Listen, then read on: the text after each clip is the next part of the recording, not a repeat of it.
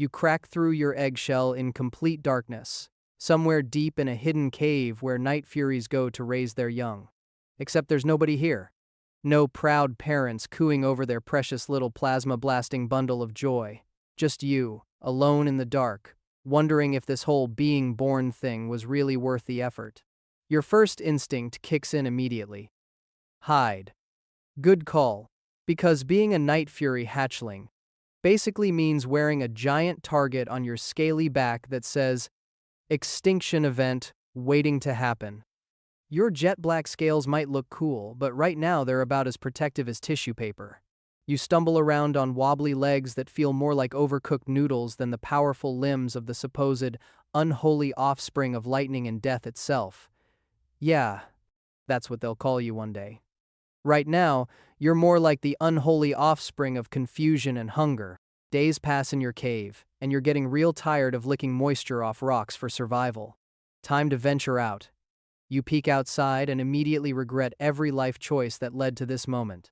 The world is massive, bright, and filled with things that want you dead. Other dragon species circle overhead, and they're not exactly rolling out the welcome mat for the new kid. See, being a night fury means you're automatically public enemy number one in dragon society. No one knows why exactly, but every dragon seems hardwired to hate your guts on sight. You take your first real flight at 2 weeks old, and wow, okay, maybe being a night fury has some perks. You're faster than anything else in the sky, more agile than a caffeinated hummingbird, and your wings slice through the air like they were designed by whatever the dragon equivalent of Ferrari would be. Problem is, you're also louder than a freight train until you figure out the whole stealth thing. Every dragon for miles knows exactly where you are, and surprise, they're all coming to introduce themselves, with their teeth. A monstrous nightmare swoops down, all fire and fury, thinking you'll be an easy snack. You dodge left, then right, then accidentally discover you can shoot plasma blasts when you sneeze mid-flight from all the smoke. The nightmare backs off, probably less from fear and more from confusion about what just happened. Neither of you really knows who won that encounter, but you'll take it. Hunting becomes your next challenge. Night furies are supposed to be apex predators, but nobody told the fish that. You spend hours diving into the ocean, coming up empty-clawed and increasingly hangry. Other dragons make it look so easy, scooping up entire schools of fish like they're at an all-you-can-eat buffet. Meanwhile, you're out here missing stationary rocks because your depth perception hasn't quite kicked in yet. After weeks of practice and approximately 847 faceplants into the water, you finally nail the technique. Turns out night furies hunt differently than other dragons. You don't just swoop and grab like some amateur gronkle. No, you're built for precision strikes, diving from impossible heights at speeds that would make other dragons lose their lunch. Your echolocation starts developing too, letting you navigate in complete darkness. Finally, some actual fury of the night action, instead of mildly annoyed evening lizard. By your first year, you've grown into those gangly limbs, and your scales have hardened into proper armor. You're establishing territory now, which sounds fancy until you realize it means constantly fighting off other dragons who think your cave looks cozy. A whispering death burrows up through your floor one day like the world's worst roommate, and you spend 3 hours in an underground chase scene that leaves both of you too exhausted to remember what you were fighting about. Your plasma blasts have evolved from accidental sneezes to precision weapons. You can hit a fish from 1,000 feet up while flying upside down in a storm. Show off? Maybe. Necessary for survival? Absolutely. Other dragons start giving you a wider berth, not out of respect but out of self-preservation. The reputation helps, even if it means eating alone most nights. Then comes the real kicker. You start realizing you haven't seen another night fury in, well, ever. You fly further each day, searching for others like you. You find zipplebacks, annoying, gronkles, boring, terrible terrors, basically flying mosquitoes, but no night furies. The silence of your own kind becomes louder than any roar. Years pass. You've claimed an entire island chain as your territory because, frankly, who's gonna stop you? Your plasma blasts can punch through solid rock now, and your diving speed breaks the sound barrier on good days. You've gone from scared hatchling to the nightmare that other dragons tell their hatchlings about. Behave, or the night fury will get you. If only they knew you spent last Tuesday stuck upside down in a tree because you misjudged a fish-catching dive. Mating season rolls around, and wow, this is awkward. Every other dragon species has their little courtship dances, showing off for potential mates. You've got all these moves practiced and nobody to show them to. You try performing for a confused deadly natter once, but she just shoots spines at you and flies away. Fair enough. Your love life is basically a one-dragon show with an audience of seagulls who couldn't care less. Food becomes easier to catch but harder to enjoy. You've mastered every hunting technique, every flight maneuver, every combat move, but for what? You're the apex predator with nobody to apex over.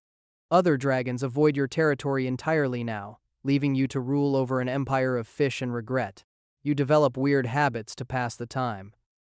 Plasma blast target practice with rock formations, seeing how many barrel rolls you can do before getting dizzy, racing thunderstorms for fun.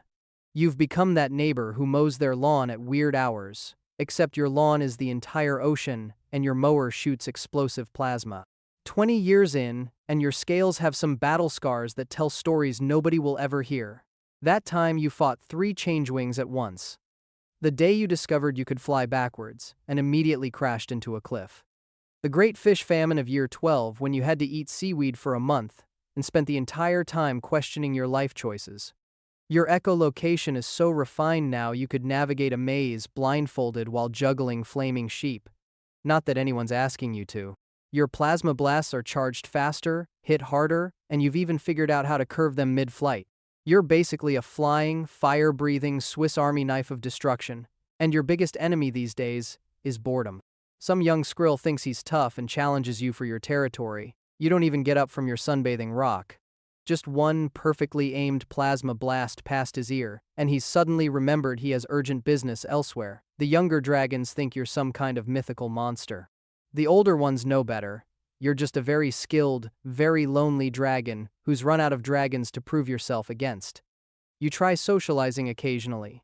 Join a fishing group of timberjacks, but your diving technique makes them all feel inadequate. Attempt to hang out with some bone nappers, but they're too busy obsessing over their bone collections to notice you exist. Even the terrible terrors won't play with you anymore after you accidentally plasma blasted one during a game of tag. Whoops!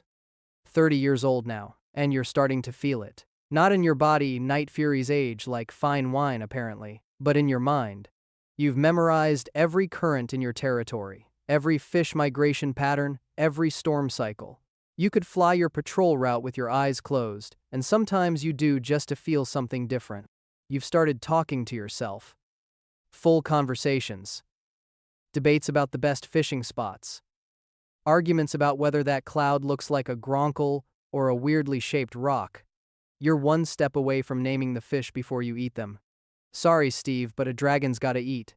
Sometimes you practice your roar just to hear something break the silence. It echoes off the cliffs, bouncing back like the world's saddest game of Marco Polo where you're both Marco and Polo and nobody wins. The worst part? You're really good at being a Night Fury. Like, historically good, legendarily good. Future dragons will probably tell stories about you. The last Night Fury, who ruled the skies alone. Sounds epic until you realize it's just a fancy way of saying, that really skilled dragon who had absolutely no social life. You've won every battle, claimed every territory you wanted, mastered every skill a Night Fury should have.